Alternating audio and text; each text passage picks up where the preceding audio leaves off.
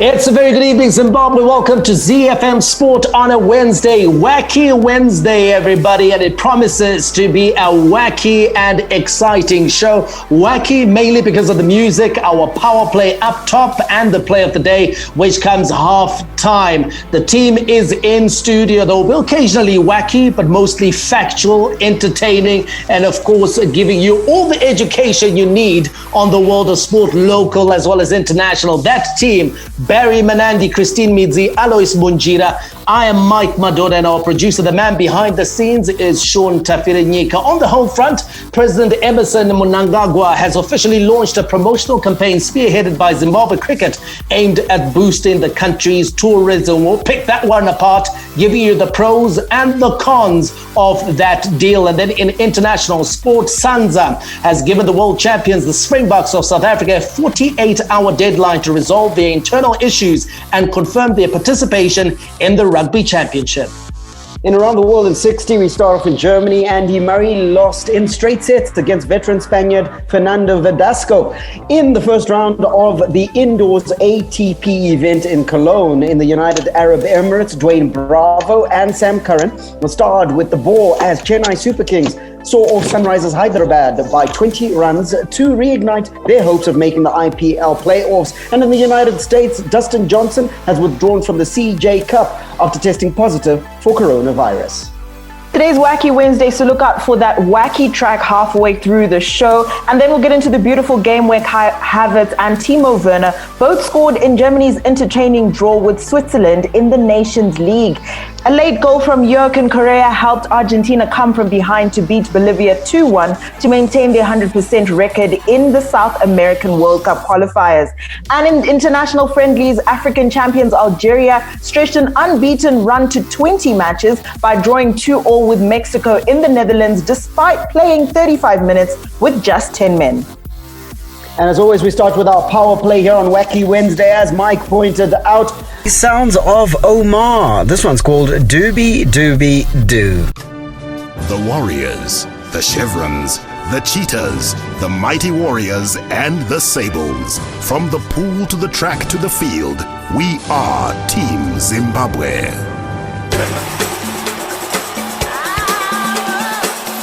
The Home Front.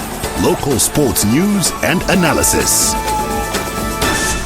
Let's keep it interactive right here on your favorite sports show. Follow and interact with us in our individual capacity. Simply search for us by name on Twitter. You can also, of course, follow the show directly at ZiFM Sport. We're also available on YouTube and Facebook, if those are your platforms of choice. Now, the news on the home front is of a cricket nature. His Excellency President Emmerson Mnagangwa officially launching a promotional campaign spearheaded by Zimbabwe Cricket that is aimed at boosting the country's tourism. Zimbabwe Cricket is working on the project in partnership with the Zimbabwe Tourism Authority. The initiative, unveiled last night at an event held at State House, is expected to leverage on the popularity of cricket, which attracts millions of audiences across the globe, to help make Zimbabwe a tourist destination of choice. Barry Manandi, your initial thoughts on this partnership between the Zimbabwe Tourism Authority and Zimbabwe Cricket?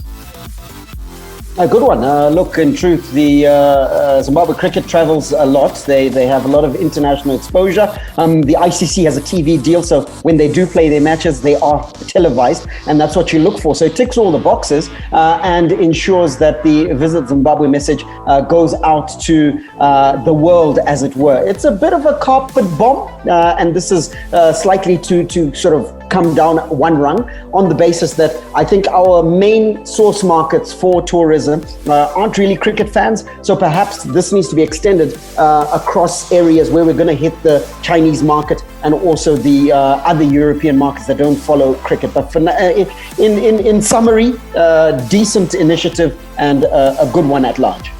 So it's good by and large, Chris, and I think Barry mentioned carpet bombing. So from a broad perspective, government through the president yesterday emphasizing the importance of tourism in the Zimbabwean economy. And then Zimbabwe Cricket Chairman Tavengwa Mukutlane saying that, you know what, the Visit Zimbabwe campaign, it's a perfect opportunity for the country to activate a winning sport tourism combination. So there's a meeting of minds there at a very broad level. However, it's incumbent on Zimbabwe Cricket now to create the exposure that is going to justify the investment made by the Zimbabwe Tourism Authority and government in this project.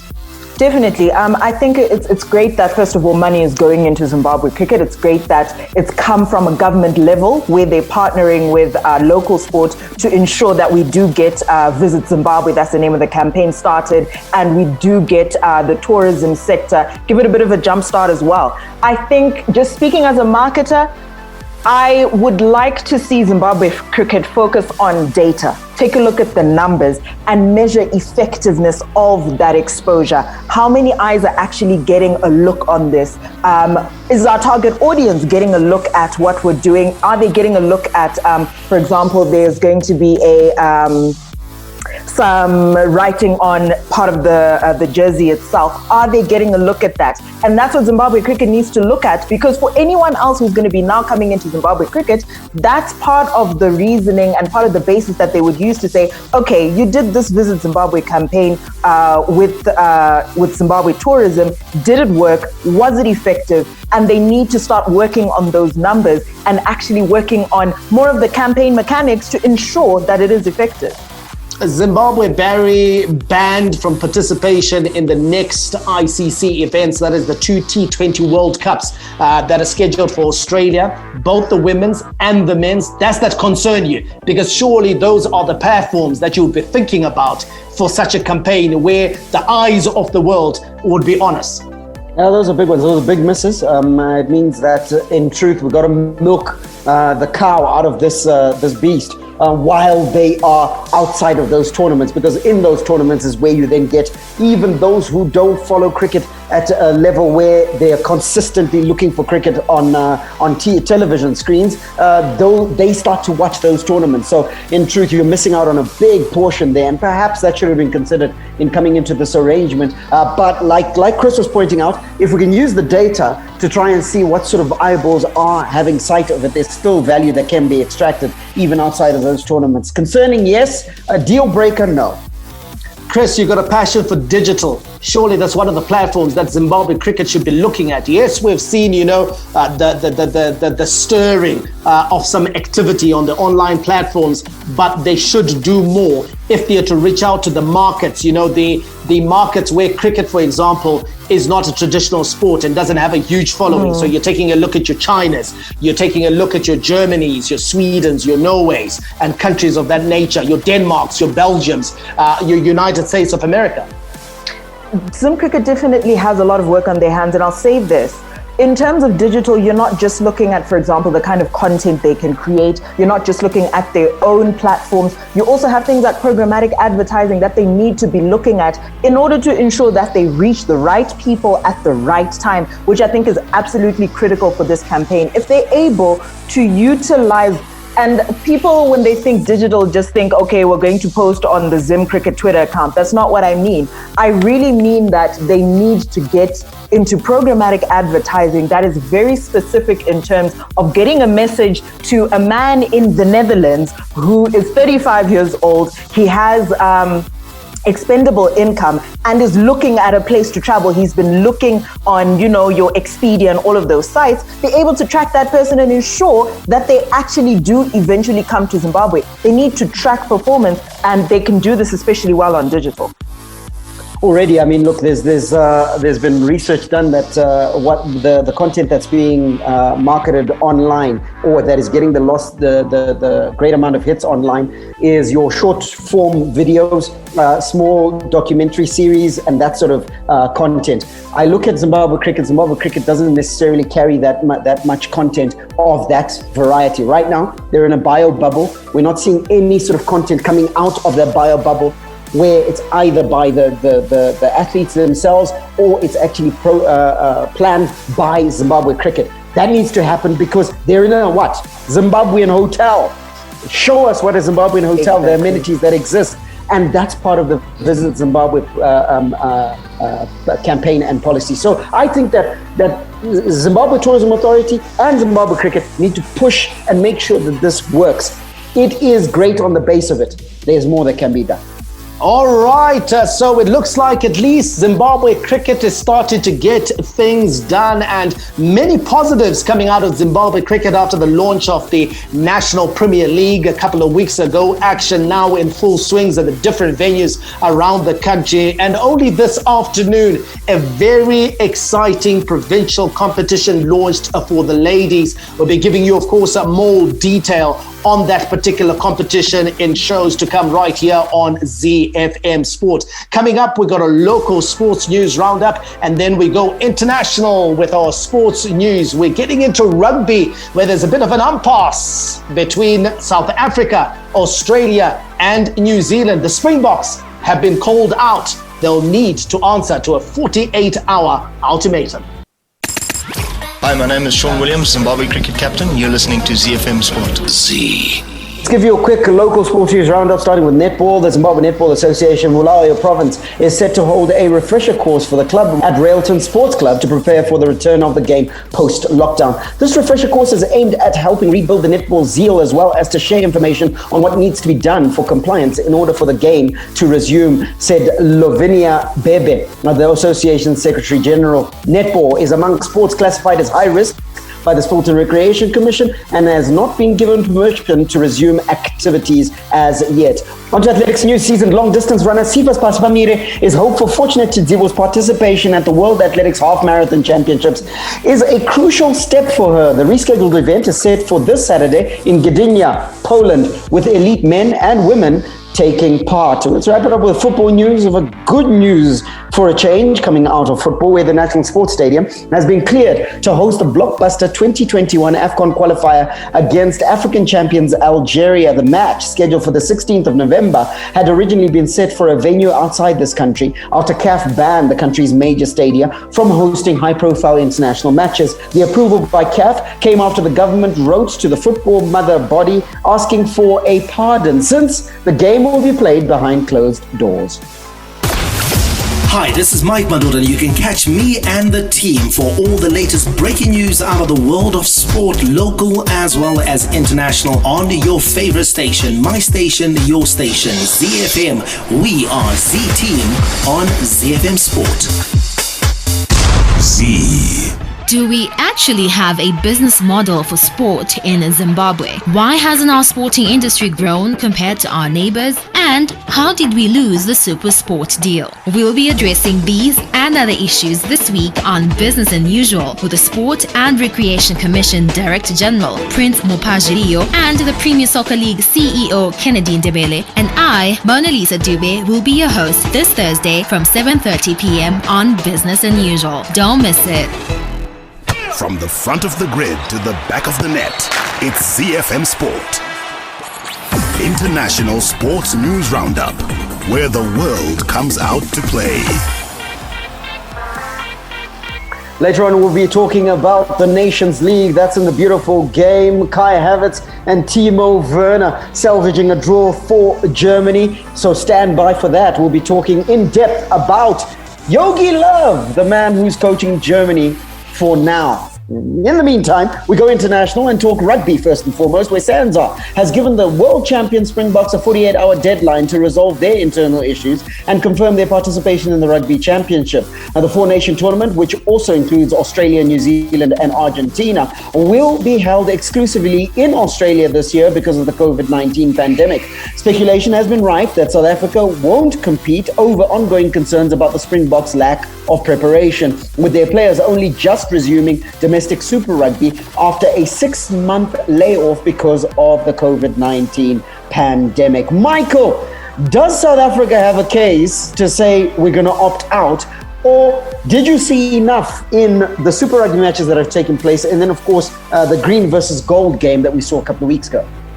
No, Barry, that looked like club rugby, to be honest. It lacked the intensity and the structure of test match rugby. So they do have a case. They are going to be undercooked when this tournament begins. in comparison to Australia and New Zealand, who have been playing rugby for a very long time. I mean, if you take a look at New Zealand especially, they've even been able to complete their Super Rugby season at the Aotearoa. They've even have the Mitre Cup as well at district and club level. So they've had a full rugby season, New Zealand, in truth. And so they will come in at a very high level. So I am concerned for South Africa, and I can see the thinking of Rassie Erasmus when he talks about withdrawing. Of course, he'll cite the official reason, which is my players are not physically ready. But there's also the psychological reason as well. You don't want your players to take a battering. You don't want the team to lose match after match, because winning is a habit and so is losing.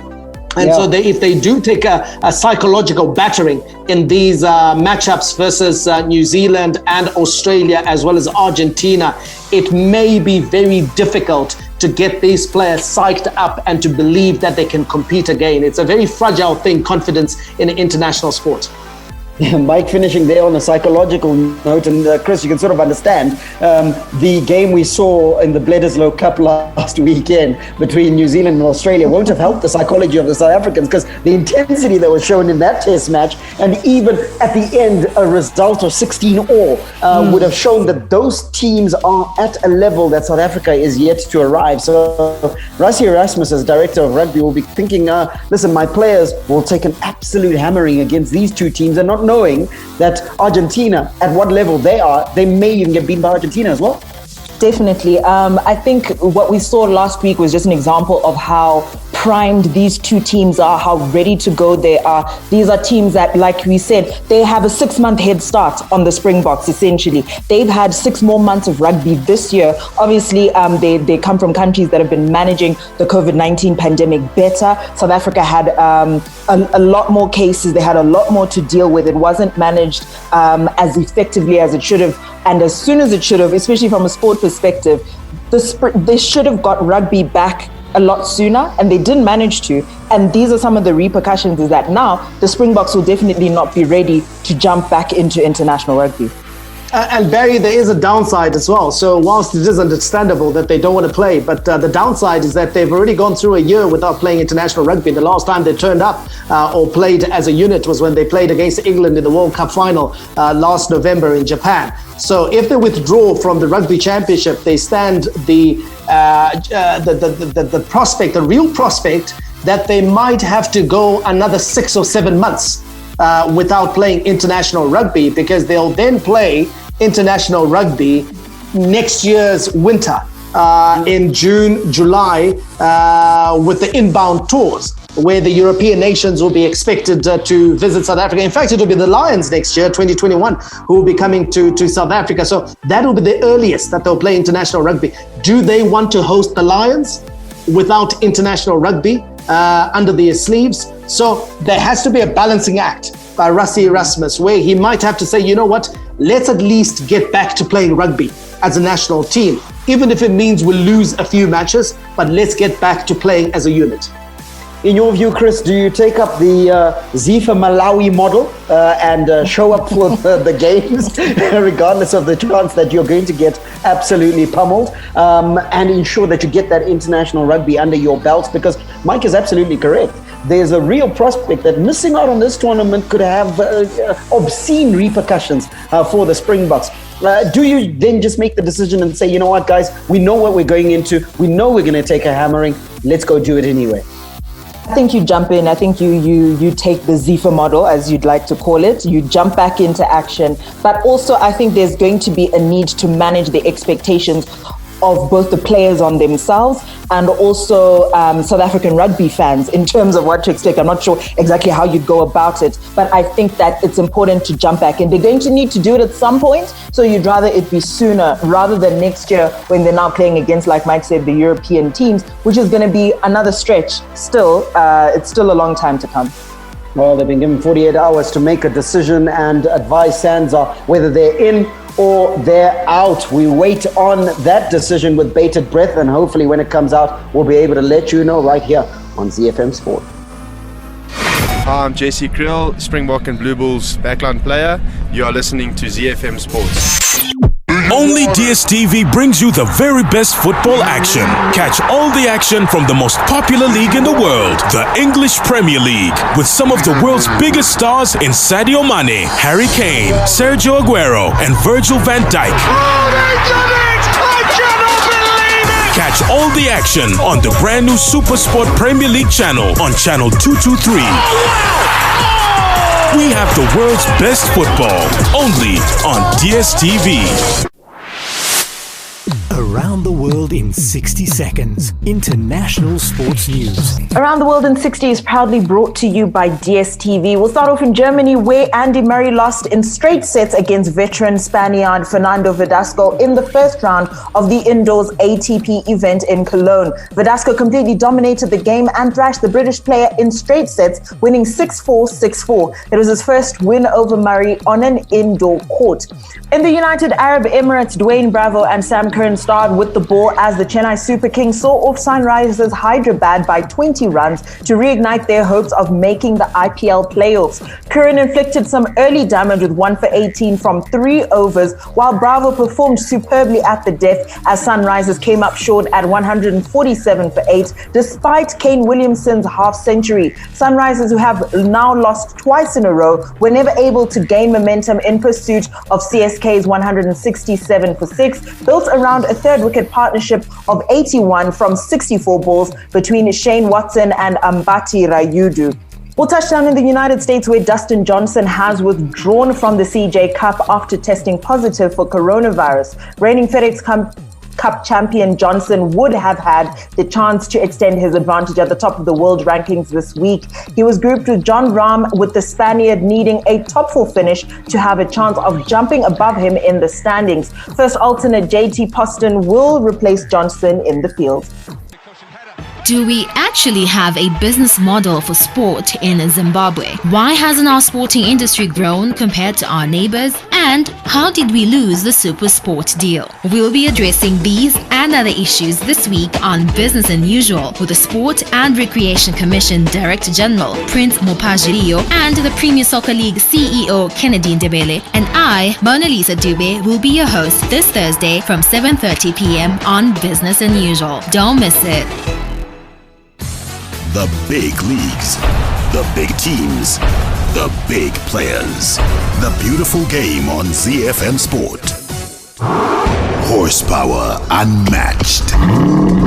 Torque to beat the best. Speed unrivaled. Sleek and easy on the eye. Let's get behind the wheel of football engineered to perfection. The Bundesliga, made in Germany.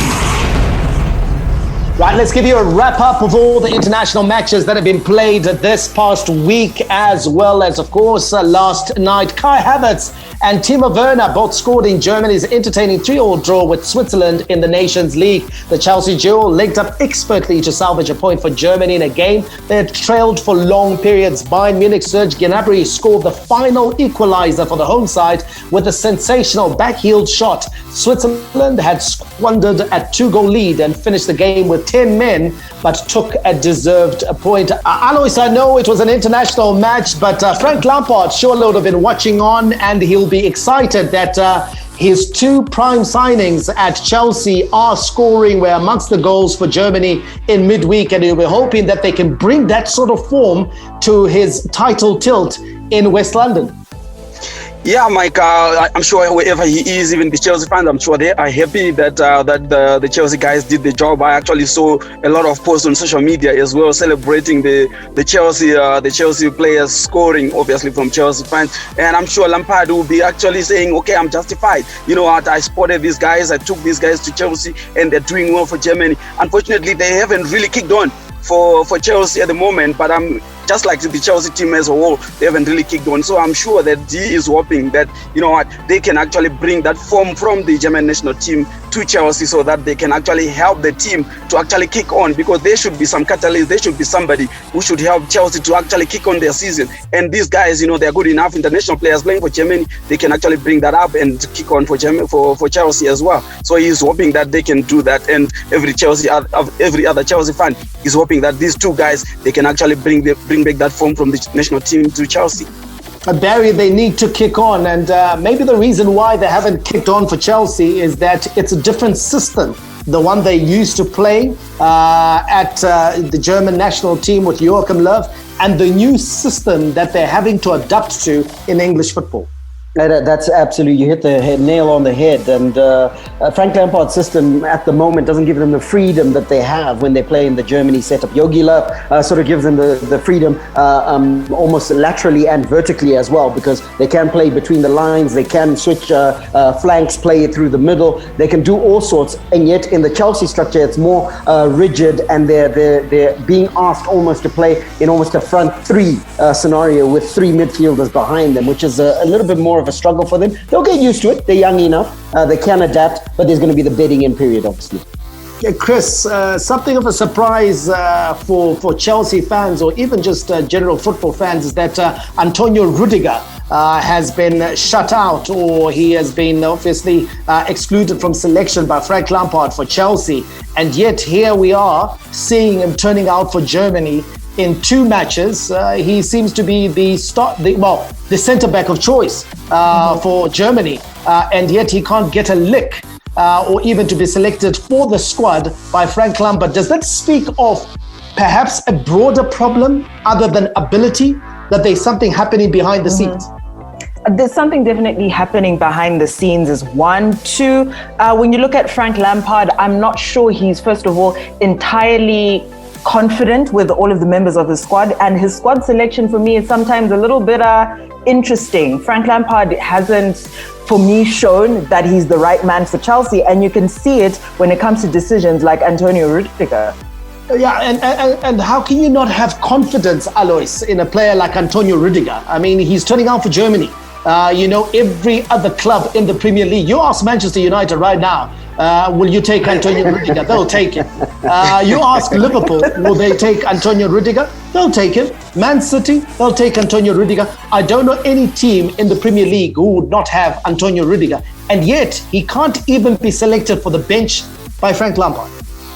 Yeah, like you said, Mike, probably there is something deeper that we don't know that is happening at Chelsea, because certainly it's not about ability or lack of it, because we know that Rudiger is a good player. He is playing for Germany. We can see his performances with Germany as well. There might just be something going on at Chelsea, maybe their relationship, maybe at training. Sometimes we don't really see some of the little things that happens behind closed doors, or at training venues or a training session that happen between the relationship between the player and the coach. Probably Rudiger has got an attitude towards the coach. Probably he is not following instructions from the coach, or maybe the coach just doesn't like Rudiger. It's an untold story that we have not heard, but definitely we have all agreed that it's not about ability. But there are a lot of things that can happen to change dynamics between a coach and a player. So we don't really know yet. Maybe one day we're going to get to know it. But for ability, we know that he is good enough to be playing in the Chelsea lineup. Yeah, definitely. There should be or there could be an untold story there. Alois, Barry, I just want to come back to you and say, listen, I take a look at what's happening at Chelsea. David Luiz was shipped out to Arsenal. We hear stories around Jorginho, the Italian midfielder. We hear stories around Conte, that he's unhappy and they're having a fractious relationship with Frank Lampard. Now, of course, the Antonio Rudiger situation, Kepa, the goalkeeper. There's a worrying trend of how Frank Lampard seems to relate to the senior established internationals in his squad.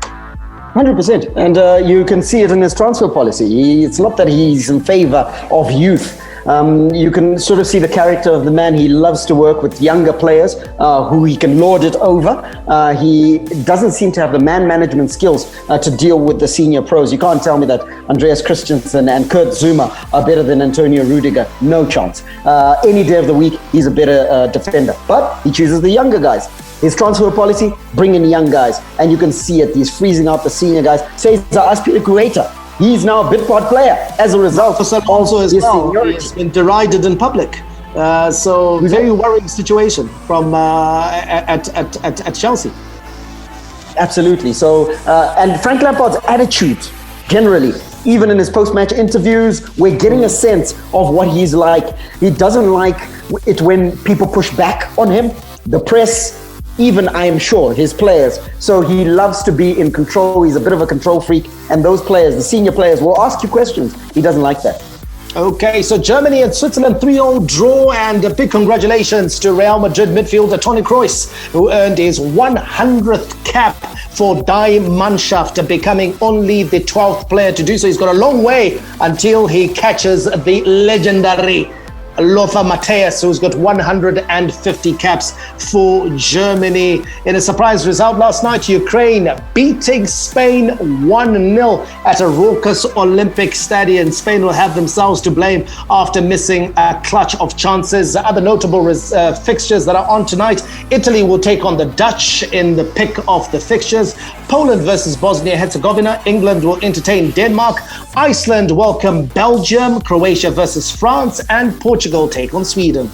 The league that makes football oh so beautiful, where artistry and strokes of genius are the order of any day, where the game is played with a smile and the little master creates his magic. It's Lionel Messi! All the news from the Spanish La Liga on ZiFM Sport. The goal the world wants it! Well, after us talking about, you can't breathe in Bolivia and La Paz, it's very difficult to go to, you can't get a result there on yesterday's show. Well, a late goal from Joaquin Correa helped Argentina come from behind to beat Bolivia 2-1 and maintain their 100% record in the South American World Cup qualifiers. Bolivia took the lead after 24 minutes when captain Marcelo Martins rose unmarked to head home a cross from the left. Mikey, you weren't on the show yesterday, so I'm going to start with you and talk about La Paz. Yes, it's at altitude. It's the highest capital city in the world, and tough to play there. Argentina going there and getting a result, they'll pat themselves on the back, come back with 3 points and be very pleased. The last time they won there, 2004, Barry. So 2005 is it? I mean, it's a huge win for Argentina. Never easy at altitude. You know, anytime you're playing 6,000 meters above sea level, it's going to be very difficult for you. So it takes a toll on the body. By the 60th minute, you're shattered. It's almost as good as you played 90 minutes. So they showed character. And if there's one thing that the Argentines have been accused of late, is not having the character to see matches out or to fight despite the talent that they have. An interesting stat, and I think I said this one to Bunj.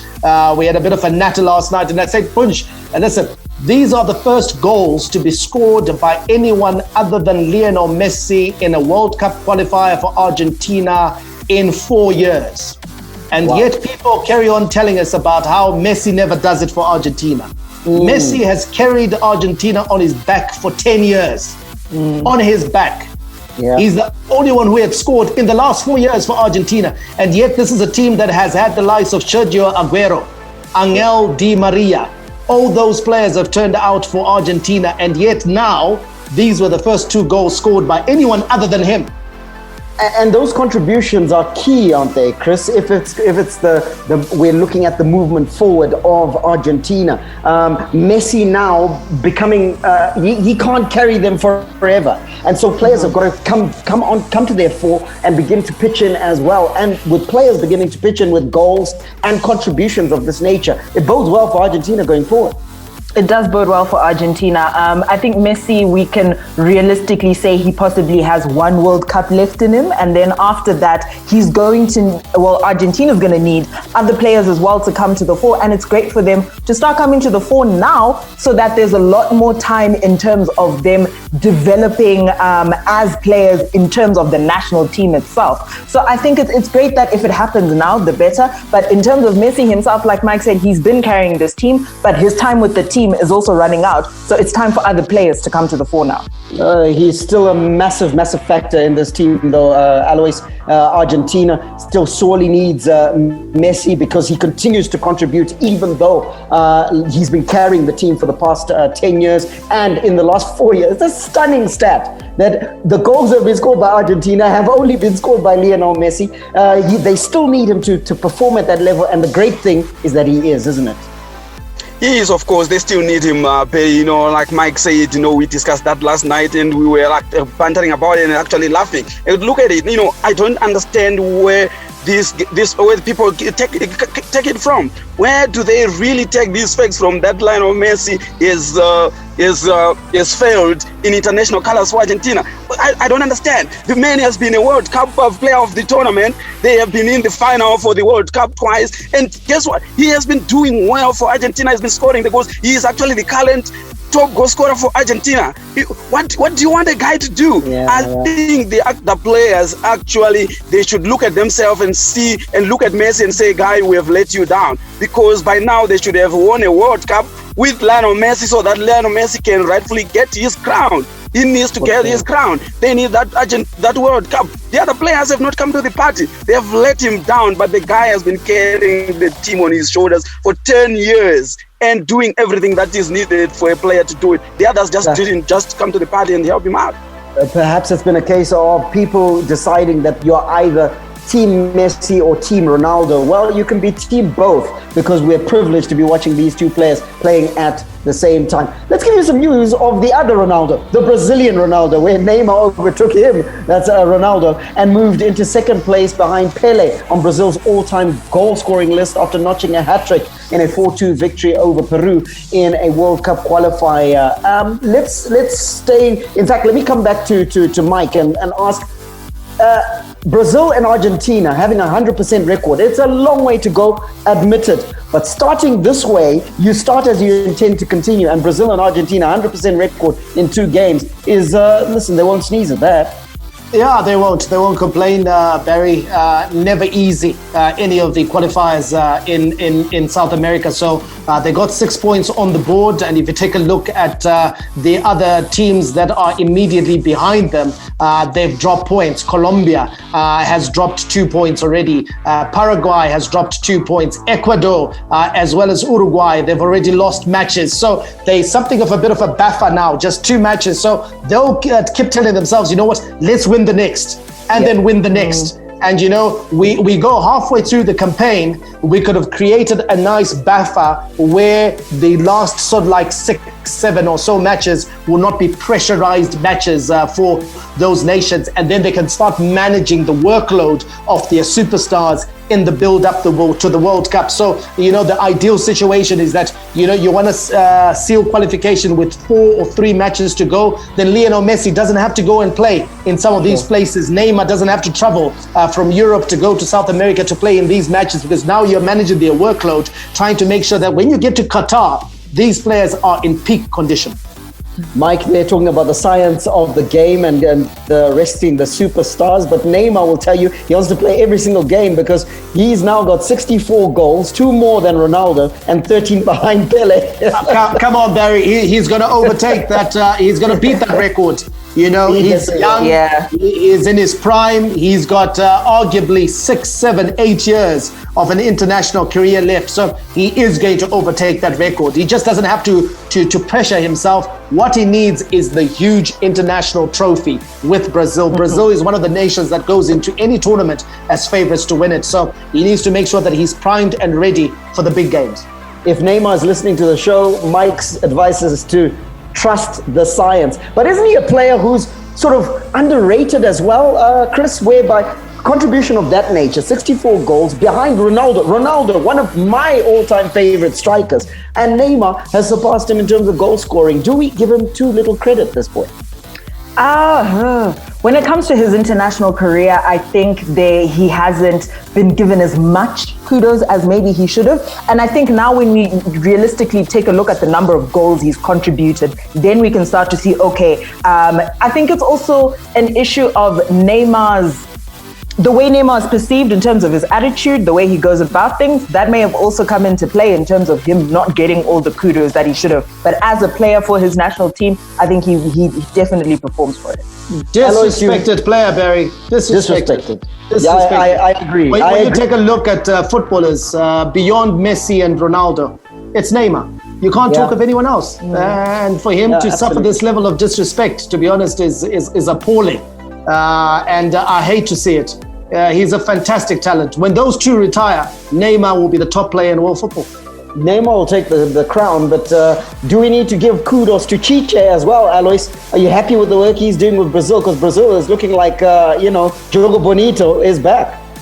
Yeah, but I'm a Brazil fan, and I'm happy to see the way they are playing right now, and they've got a team that can actually go on and win the World Cup. It's too early to be talking about 2022 years. It's still even early to be talking about the qualifiers there in South America. But you can actually see a statement of intent from the way they have started right now. And you see, when you have a team that is carrying you and he has kicked on, like what Neymar has done now, it gives confidence to the rest of the team now. He is leading from the front. He has kicked on and everybody joins the party. That's what we're expecting every Brazilian player to do. They've got the ability to do it. And if they kick on, all of them, I'm sure that they can. Yes, credit to the coach as well, because you can only be a good coach to actually bring such a talent together to play good football. He certainly has. And Brazil boasting some fantastic talent, as is Argentina. Perhaps the winner of the 2022 Qatar World Cup may emerge out of South America. The beating drum. Roaring fans. Take a ride on the wild side with the Africa Report on ZiFM Sport. International friendlies news with an African flavor. African champions Algeria stretched their unbeaten run to 20 matches by drawing 2-2 with Mexico in the Netherlands, despite playing 35 minutes with 10 men. Aldine Guerrero was sent off after being yellow carded a second time 55 minutes into an international friendly in the Dutch capital, The Hague. Alois, you take a look at Algeria in terms of them, that team. It's a machine that's going forward, and it's going to be a little bit of an interesting adventure when they do play Zimbabwe.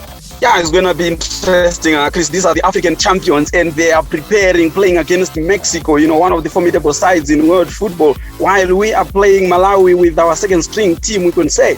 And we can say we haven't prepared anything for Algeria while they are busy preparing for us, when we should be the ones that are actually preparing for Nigeria, because they are the stronger opponents, they are the African champions. But guess what? We are only hanging on to that. We are the bogey team. We are Algeria's bogey team. We've drawn against them. We've beaten them before at the AFCON. That's all the hope that we've got. But preparing for the match, we are not. It's going to be quite interesting to actually see how we are going to fare against them when they arrive in Zimbabwe. It's I'm not expectant, but the game has to be played. Mike, did you see anything in that match that you can say Zimbabwe would be able to exploit, because they look like quite a solid team? They'll come in as favorites. They're the better side, better players, more experienced physically. They'll be taller and stronger than us, and faster as well. So Zimbabwe has got its work cut out versus Algeria. Make no mistake, they are on that unbeaten run, 21 matches now that they've been on. And so there will not be pushovers. And in those 20 matches, it's not just African countries that they've been playing. It's a mix of African and some international, some European nations, and as well as Mexico, who they played, who are from, of course, North America. So it's a very interesting proposition, this one for Logarisic. And I really fear that if ZIFA don't get their act together, we may be on a hiding to nothing back-to-back versus the African champions.